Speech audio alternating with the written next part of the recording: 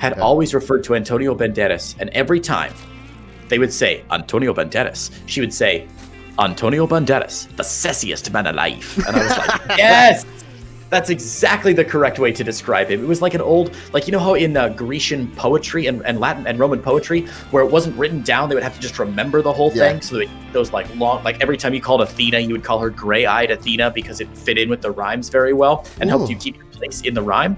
I feel like that's what they did with Antonio Banderas, where they were just like, every time they talked about him, they're just like, Antonio Banderas, the sexiest man alive. It was so good. My problem with Antonio Banderas is I can only hear him as Puss in Boots from Shrek 2. Yes, and yes, it's very like a real. curse because he's like, Very every real woman is like, he's amazing, he's so handsome, and you know, he's got that Latin flair, and I'm like, yeah, but he's a cat. I feel like that happens a lot with actors who I see them in some minor role first, and then that's all I know them as. And then people are like, oh, you didn't know he was a main character on some sitcom I'd never heard of for like 30 years, and I know him as something very different. You know, it's like if you were the '80s and you knew Carlton from Fresh Prince of Bel-Air. He's Carlton. Yeah, and he's amazing, right? Yeah. But what we didn't, or what a lot of people are my age or younger don't know, is that back in the 80s, Alphonse was like a dance legend. Like he had dance videotapes and stuff. And so now when people are like, oh, he's just Carlton from Fresh Prince of Bel-Air, and then they realize later that he's got this whole cool, like real life persona. Because I knew he was like a classically trained dancer, and then they put him on Dancing with the Stars, and he just it was more one-sided than our first two series of the day, right? He just like won. Just completely unfair. Yeah, it's Dancing with the Stars is supposed to be like, you know, people who can't dance trying it, and it was, you know, a guy who was actually famous for dancing. Just unfair. We got a Baneling Nest down, and JimRising going to skip the Baneling Nest completely and go straight up to Evo and Roach Warren. You know, this is something we saw in our previous ZVZ series, Grant.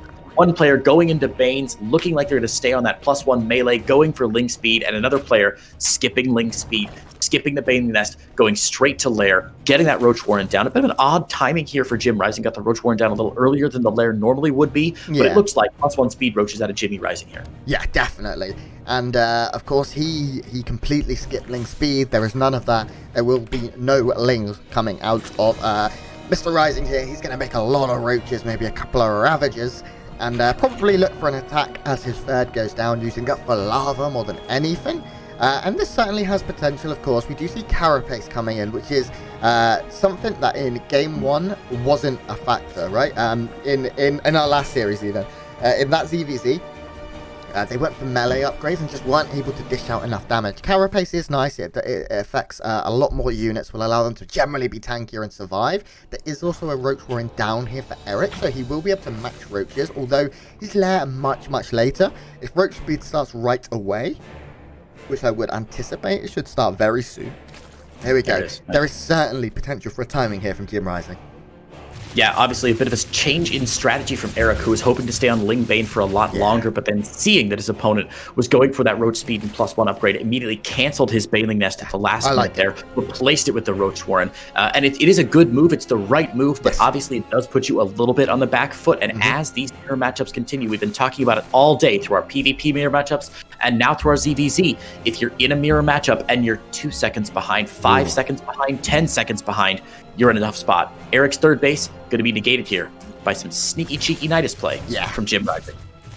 Yeah, I was curious as to why Jim wasn't taking a third, because usually you take a third and you use it for like lava production, like or you use it as a fake. Right. But he's not even gonna waste the money. He's not wasting the thought on that. Instead, using that money for a Nidus, so he can be way more aggressive.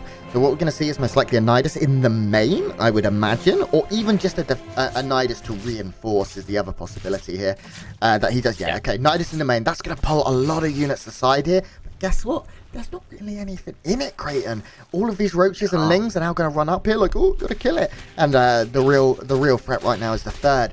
And JimRising has been absolutely like genius here. Because what he did is he spread his overlords to the point where he knew there was no overlords that were going to swap this. He used his overlords as scouting tools for his opponent's overlords, so he could move this huge group of Roaches down to the southwest here, or the south side here, completely undetected, and with that he's going to be able to pick up the third base. He also does have the the upgrade is cancelled out here, but he does have superior numbers right now, and JimRising is moving in. He's looking for the kill here, and can he take Erik down? He does have a pretty big supply advantage right now, and rope speed isn't done for Erik. Yeah, this has been really nice for JimRising, and he's going to finish off these roaches, move his way on into the main. It's really interesting, actually. He can even snipe the Roach Warren if he wanted to, or +1. Either way, even if he doesn't, he's pulled the drones off now. Erik is really just struggling to stay alive on 18 army supply. There's a Spire behind this for JimRising. Yeah. Even if somehow miraculously Erik cleans it up, there's no way. GG. And JimRising grabs game 1. Grant, can I propose a wild Creighton theory for you? Oh, do it. Here's my suspicion. Okay. That Nidus in the main was intended to be scouted, intended to be broken down, and intended to draw the army of Erik up into the main, 100%. Away from the third base. I can almost guarantee you that's what happened. There was like one queen in it. There was nothing in it. It was completely a bluff. And then, of course, it's not like it was, I put a Nidus down just a bluff, because he was going to use the second version of that Nidus to reinforce. He just needed to get ground. If he'd have just run straight down into the third, it would have been a much more difficult fight. But that wasn't the case, and because of that, just a very, very clean first game there. Yeah, Jim did have some roaches already walking across the map to the third, actually. So what he was able to do is use those roaches to like fake some pressure at the third, Nidus the main, and he was almost like a double bluff where he's like, oh, I'm going to send a few roaches to your third, and then you'll be over there, and then it looks like the actual Nidus is happening in your main, and that drew the entire army out, and then of course the Nidus the third just cleaned things up. So really well controlled there, and we're going to go into game number 2 now, and things looking a little bit rough for Erik as JimRising took a pretty solid win there in game 1. Yeah, just doesn't get much more solid than that. It was a very, very smart play, and it wasn't like a build order win either. He was just able to use a very intelligent play to pull his opponent apart and take the win. Okay, absolutely. Let's get into map 2. In the top right, he is playing for Timbers Esport, leading the series 1-0. He is the blue Zerg player from Mexico. It's JimRising. And his opponent in the bottom left-hand side in the red from Brazil, currently teamless. It is Erik. What a name. You know, last game, Grant, we talked about how those mirror matchups can be so dangerous if you fall behind even a little bit. And that's what we saw last game from Erik, right? Opening with the Baneling Nest, canceling the Baneling Nest to catch up with the Roach Warren, and JimRising just executing his build with a little bit more confidence and didn't have to change his ideas halfway through. Here in game number 2, it looks like he's going to get a slightly later hatchery than his opponent. Actually, Erik's opening is really strange. He goes up to 14 supply, then he extractor tricks to go 15 out of 14, then he puts the hatchery down to go 14 out of 14, then he takes a gas, and then he makes his overlord. It's very, very odd. It works out probably about the same. It's cute. I like it. The only thing I don't like is when you have like uneven numbers of workers. Or not workers of minerals even. Or like if it's not like a 0 or a 5. That really upsets me, but I can handle it. It's cool. I don't know if it does give you a minor advantage. I feel like if it did, everyone would do it. It would have been worked out. I think it probably is slightly inefficient or very, very similar. I'm talking, millimeters different in total. But it's cool. The intention of this build is to get a natural down pretty quickly, but also have your spawning pool finish about as early as it would if you went for about a 15 or 16 pool. So you're going to have a little shortage of, a little extra gas as compared to this other build. We can see JimRising with a much more standard hatch gas pool, just going that now. And the idea is to get earlier ling speed out and possibly put on early aggression here. So only no lings out for Erik yet. Is he going to go straight to Roach Warren behind this, do you think? He's getting double queen. I wonder if he's looking to play very economical and go for a quick third or something like that. He does start up speed, okay. So speed has started up now. He did wait till he was quite far over, and he's staying in gas as well. Erik's build, I'm definitely not a ZVZ master. I saw a meme on Twitter that Artosis shared the other day, and it's like Artosis and Tosis when they cast Terran and Protoss, and it was like scientists. And then it's when they cast Zerg, and it's just like cavemen, and that's how I feel in ZVZ. Because it's very hard to tell. Staying in gas leads me to believe like he's going to attack, right? He's either going for a quicker lair or he's going to throw down a Roach Warren pretty soon. Both players are staying at gas. Both players are now sitting at a lot. Baneling Nest, I forgot that exists. Nice scout here from JimRising. Evo Chamber going down from JimRising. Leads me to believe that he's either looking for a timing attack, of course, +1 Carapace or attack is very nice. Against someone that doesn't have it, that sounds pretty simple, but in ZVZ it's very, very important. Man, it's a lot of lings being made right now by Erik, who is supply blocked as heck. Lost that Overlord on the other side of the map to the Queens, who chased it way off there. Yeah, he's got 2 Overlords down already. One of them, which was an intentional death, I believe, to get the scout out. But that second one, he definitely should not have lost, and that's going to slow down this build. We've been talking about it all game so far, but Erik's build is one of those Swiss watch style builds where every piece is so intricate and tight, and losing an Overlord is going to slow him down just a little bit. And already we see JimRising knows what's up, right? He hasn't seen the Baneling Nest or the Evo Chamber yet, but seeing the very weird timings on their side of the map lead him to believe that, hey, I better block the crap out of my natural here. Better make sure no lings get in. Great defense by JimRising here, who honestly looks like in a very strong position. Lair Tech halfway done. Roach Warren almost finished up here. +1 missile attack already on the way again. JimRising is going to be the player who has the initiative this game, and Erik playing from the back foot, forced to try and get that third base. But if Jim stays on 2 and goes for the pressure, this game could be over quite quickly yet again.